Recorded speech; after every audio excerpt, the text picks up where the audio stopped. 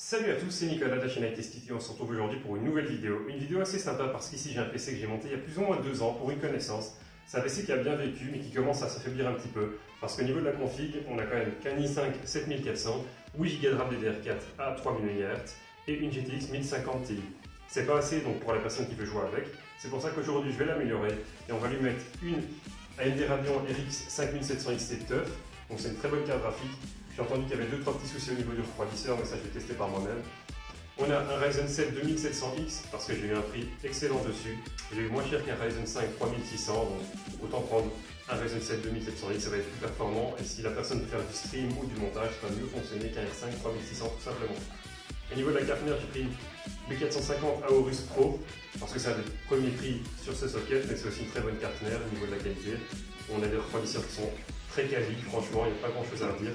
Et au niveau de l'alimentation aussi, ici on avait une alimentation Cooler Master 450 watts. Ça ne suffira pas pour la nouvelle config qui va donc passer avec une alimentation systémique 820 watts semi-modulaire 80 plus Gold.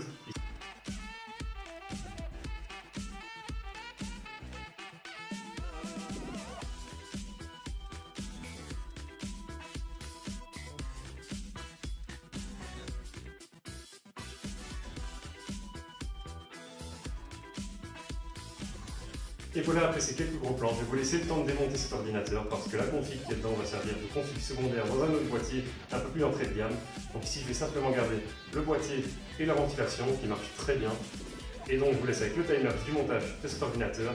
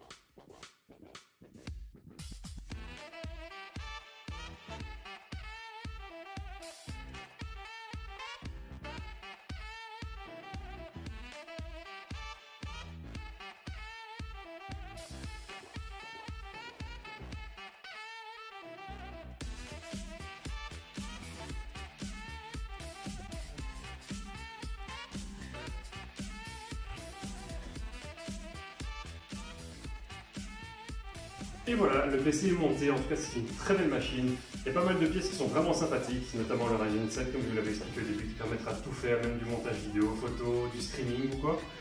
Ce qui est aussi sympa, c'est les petits rallonges ici, que vous n'avez pas vu avant, parce que évidemment j'ai passé la partie câble management, ça m'a mis une grosse demi-heure avec les rallonges, parce qu'il y a quand même beaucoup de câbles à ranger, à cause des ventilateurs RGB qui vont tous à la station Régitech qui est située ici.